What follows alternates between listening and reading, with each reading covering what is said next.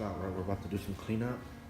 We got little Lazo and Riker there. Good. And look, they need to get cleaned up, yeah? I just let them hang out here with me for a little bit. And they tinkled in a perfect spot, so we're gonna clean that up, but not before I do a little training exercise. So the reason that I'm gonna leave that tinkle there is I'm hoping that the dog I bring in here hikes his leg on me or pees on me or disrespects me or otherwise bothers me, okay?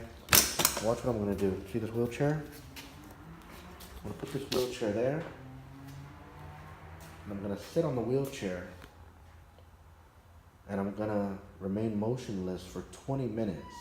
It's been a long time since I've done something like this, but I have a dog here, a very rowdy Cane Corso named Kane, who has a family member who's in the house that is in a wheelchair. In fact, this is his spare wheelchair, I believe.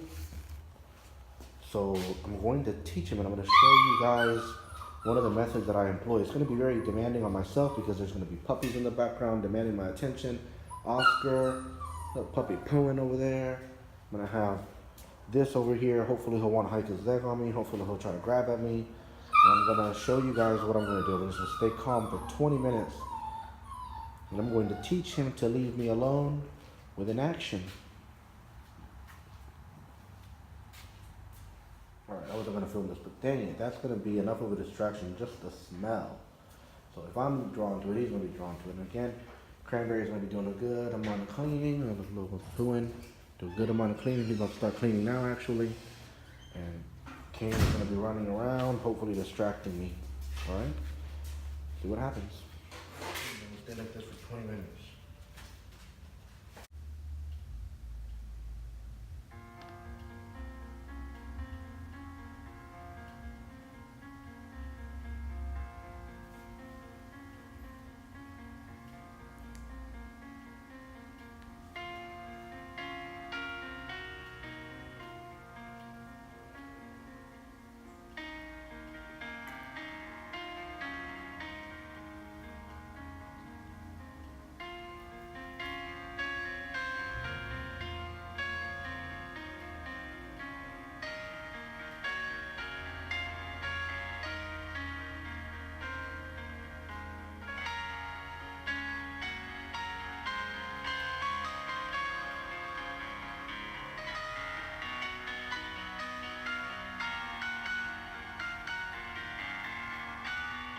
So I'm going to share some of the things that were running through my mind while I was sitting here motionless.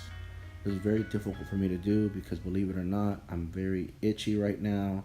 I'm trying not to pay attention to the dog running around me, and in fact, I don't even remember hearing him move around me at all. I remember hearing the puppies in the background, and at a certain point in time, maybe even all of that stopped mattering. But I came to a realization about a lot of things, and one of the things that I want to talk about that I thought about was how people view their dogs. I feel like dogs get the short end of the stick a lot of times. You know, a cat gets a lot of attention and acknowledgement despite not doing anything. People love cats.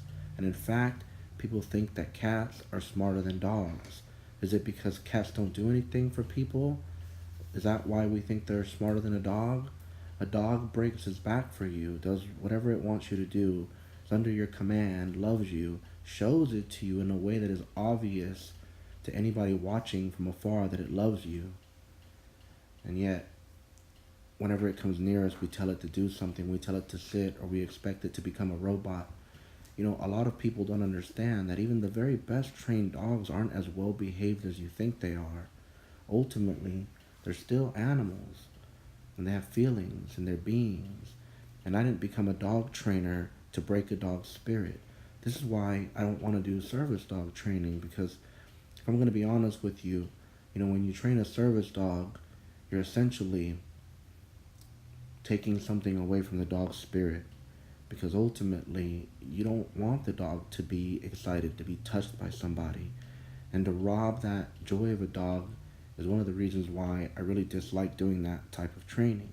So this is why I take a different approach to the way I teach a dog to leave somebody alone if they're in a wheelchair. Kane is not a service dog. He will never be a service dog. He may not have the temperament. Even the best dogs with the best genetics and the best temperaments flunk out of service dog training. A lot of people contact me because they want a service dog and they think that any dog will do. Not just any dog will do. When you see a service dog out on the road, that or in public rather, that dog is akin like to seeing a professional athlete.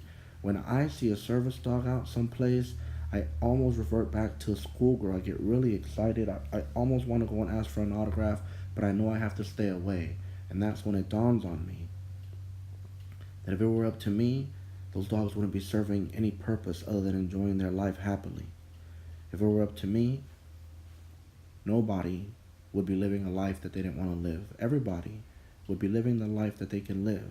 And the reality of everything is if you learn to separate the signal from the noise, you can live the life that you want to live. You can be in the reality that you want to be in. I started thinking about this a while back when after Harvey hit. I had a hard time dealing with the loss of my pig, the loss of my dogs, my property, all the damage that I went through. And I remember thinking I wanted to escape reality often. There were times when I didn't want anybody to help me, and the reality of it is I'm a recluse, and I like being alone, and having people come and help me do things is hard for me, not because of my ego. I learned to separate from my ego a long time ago. It's not because of my ego, it's just because I don't want the attention. The attention is a lot.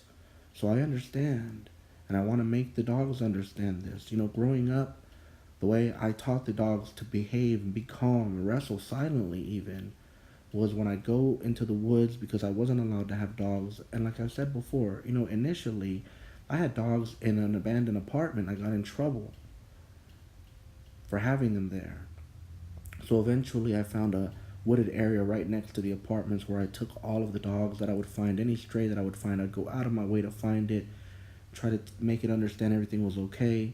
And I kind of had a little place in the woods where they were all to hang out, kind of like I guess moonshiners do, but I had dogs. And I taught the dogs to be quiet because if people were aware of the dogs there, the dogs were going to get impounded. And in fact, I even taught the dogs to bark and potentially go after the animal control people. I got in trouble for that. But I just love them. And I wanted them to know that they were not alone. I wanted them to know that they weren't lone wolves. I felt like a lone wolf because I had a lot of quirks about me. Watch my training videos. Before, I didn't like showing people the measures that I would take when I was training a dog because I was afraid I'd be ridiculed. And this year, I decided, to hell with the ridicule, to hell with people think. I'm going to show people what I do. I'm going to show people how I get the results that I get. And that's what I'm going to show you. I'm going to make you understand what the reality of dog training is. There's a lot of shenanigans out there. There's a lot of dishonest people in the dog community. Dog shows and dog training, there's a lot of politics, and I don't want to involve myself in any of that. I'm not built for networking. I don't care if you're my friend. I'm built for the dogs. And I know how to communicate to them. I know how to teach them to separate the signal from the noise. And I'm teaching myself that. When I'm animated around a dog and they're sitting at my side calmly, or I'm 5 feet away from them and I'm animated, somehow, some way I'm conveying to those dogs that I'm still calm inside and they should be as well. I'm not exactly sure how I do that. That's why I keep telling everybody to pay attention and watch my videos. Because I honestly believe you can learn to do what I do. I honestly believe you can achieve the same results I achieve. If you just follow my lead. People complain about the way I talk. It's okay. Mute my videos. Mute every trainer's video and see if you can figure out what the trainer is trying to say to the dog. Think of things like a dog. You know, a cat doesn't do anything all day long and people are in love with the cat. I think people inadvertently use the good word theory on cats because if the cat so much as looks in their direction, people ooh and ah at it. Oh, what, you want to get belly rub? Want to get scratch? But, like I said, on my Instagram stories, with a dog, you'll come home and the dog will have not torn anything up, will have dealt with the stress of you being gone, separated from his pack by sleeping, wouldn't pee or poop in your house, wouldn't do any of the stuff that it's natural for him to do. And then as soon as you come home, when he runs up to you, God forbid he hops a little bit, doesn't even touch you, you're going to ask him to sit. It's ridiculous. Instead of coming inside the house and seeing what he's so excited about. Maybe he's just excited to tell you that he didn't mess anything up. Maybe he's excited for you to scan the room and see that he left your shoes where you left them. How about you learn to acknowledge the things that your dog does right? Your dog would be happier if you treated him like you treat your cat. It's almost like if that old saying rings true, and for myself, I want to say that I have at times felt like it did. Nice guys finish last. Dogs are the nice guys, right? In my world, cats seem a little arrogant, and that's okay. I love cats. I've been thinking about maybe getting me a cat. Myself a cat, rather. But dogs are the nice guys in the dog world, yeah? They're willing. So we turn them into beasts of burden. We make them do things. We make them go out of their way to get our attention. I dislike making a dog sit before I feed them. Feeding time should be a joyous time. If the dog happens to sit, I reward the dog for sitting. But otherwise, I'm excited for them. I'm happy that we're about to eat. They're about to eat. I give them those little pleasures in life because you can't pick every battle with a dog. You have to pick your battles. You know how many people complain about their dogs not coming to them when called? Well, would you go to somebody if every time you went to them you were issued an order? Why not be happy with your dog running up to you? Get into the habit of chanting the word good when your dog runs towards you. And if your dog stops running towards you, stop chanting. If your dog makes eye contact with you, nod your head, smile, say the word good.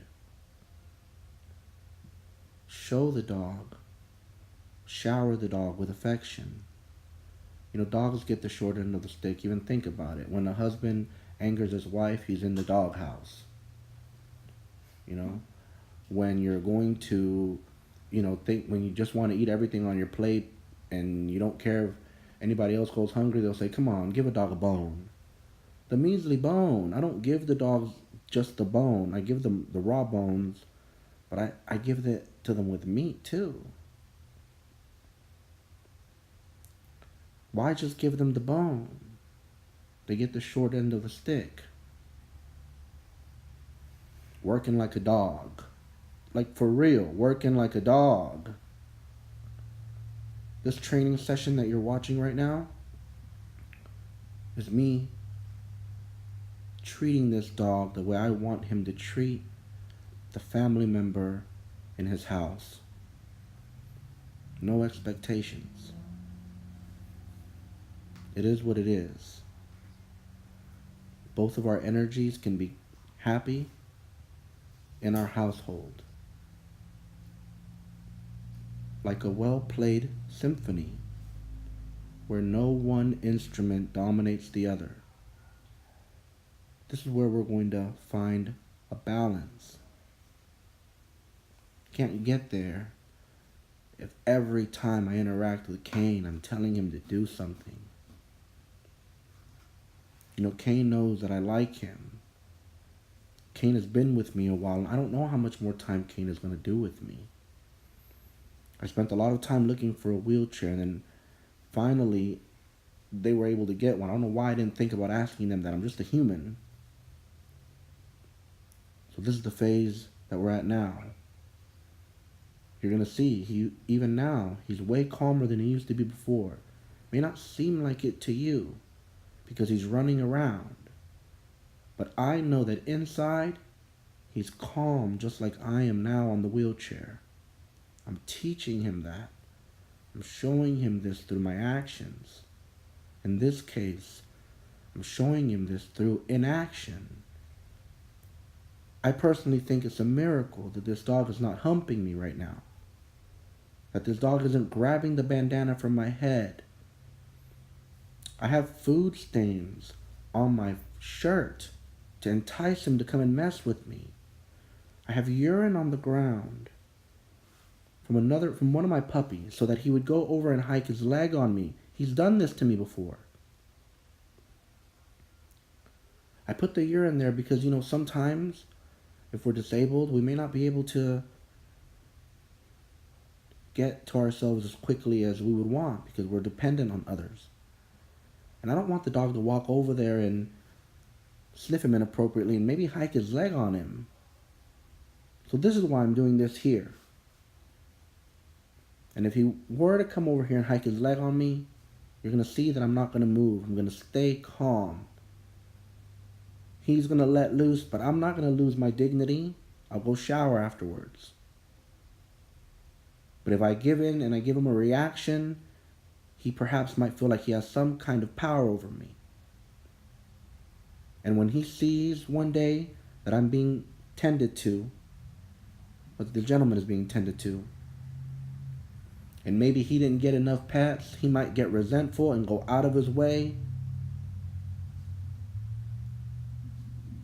to show him.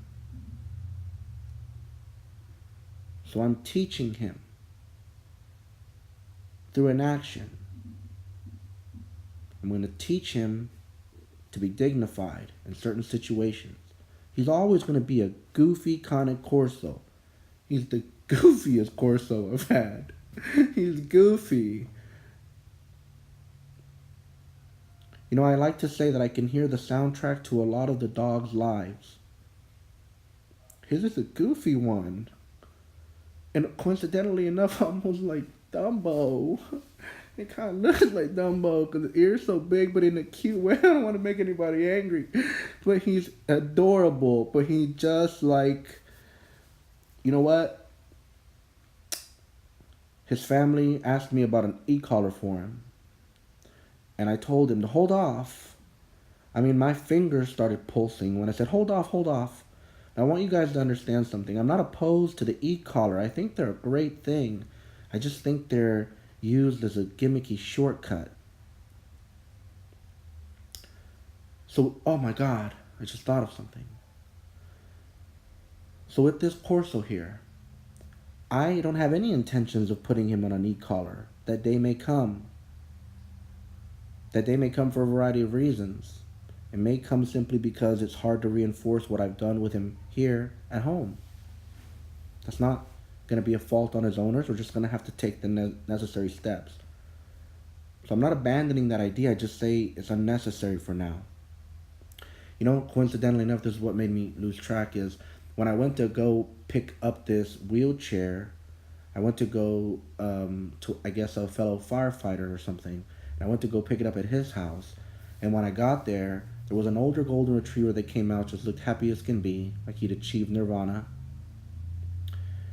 And I've been haunted to this day about this Doberman. I think about him all of the time. Often. This Doberman, beautiful. I thought he was like a 3-year-old dog, but he was like 9 months old. Gorgeous. Beautiful. And he had a beautiful... It's hard to get a Doberman with a good disposition. And this dog had a tremendous disposition about him. And when the dog runs up to me, I'm looking at him and I'm wondering, why isn't he barking? I just snuck up on them. He's not even barking at me. That's odd. I wish he would have at least barked at me. Where's his... He's been dampened maybe, I guess. I don't know. I don't care if people get upset with me. I don't give a damn. So bottom line, I don't know. He's not barking at me. So I look at him and I'm trying to make eye contact with me and he's not trying to look at me. And then my eyes keep going over to the e-collar that he's got snug around his neck like it's supposed to be. And I'm thinking maybe this dog has been in training for a long time. This dog had gone to a training company that I've retrained for several times. And they in 2 weeks they already had him on an electronic collar. And I'm big on reading body language, and I can tell that his dad had the collar in his pocket and was using it to nick him. Um, so this is the thing, yeah. It hurt for me to see that, and I was in a weird situation because I don't want to, when the guy told me that his buddy just got his dog trained, just came back from training actually, the dog wasn't calm. The dog was moving around. The dog was not calm. The dog should be calm. But whatever. And I look at the dog and I tell the guy, oh, yeah, where did you take him? And the guy, you know, proudly told me where he went to, and my heart hurt because I know, oh man, I just got off the phone with a family a couple of weeks ago that paid $375 per hour for him to come over and weren't happy. I know another family that had dog trained there and weren't happy. Both situations I offered, and with one of the families I actually did, they did come out for classes, but the other family, I offered them to come out for free classes. I offered this gentleman with the Doberman to come out for free classes. Let me show you a way. I can show you, I can help you. I told him. I said, I won't charge you anything. You've already paid a lot of money for dog training. Let me help you. Let me show you. I'll show you. And I didn't want to make it awkward, but fuck it, I just couldn't take it. I just can't take it. I want to show him. I want to show him that there's a different way of doing things, of achieving the results he wants, and that the results that that company puts on video are unrealistic. We're dealing with a being. And shame on those trainers for making you think that you're going to get back a dog like that, as if it was a robot. Why would anybody want a robot? It feels cool to walk down the road and have one of my kind of Corsos at my left-hand side. The other day I got stopped and a guy wanted my Corso to jump into his Ferrari and take a picture with it. And cool, huh? But you know what? My dog is doing that because he wants to do that. If he was walking ahead of me, I allow it. He's at my side because there's where he feels comfortable. He's at my side because he knows that despite everything else, he knows inside of me, there's a calmness that he can refer to, that he can look to for guidance. I think even myself, I have a hard time finding that quiet calmness about myself too. I'm learning. And I wish I believed that there was a God or somebody out there that was going to apply pressure and sit me back down when I get riled up.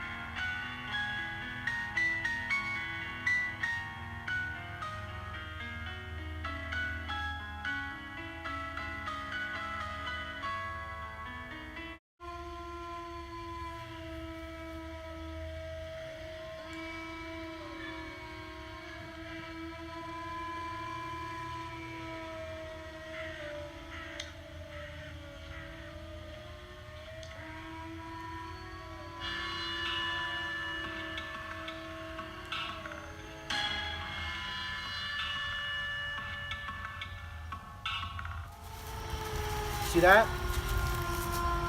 Awesome, huh? Do you hear that? It's the howling from heaven. My name is Erwin Valderramos, and I can teach you. I can show you. If you can't afford to have your dog trained, I'm here to help you.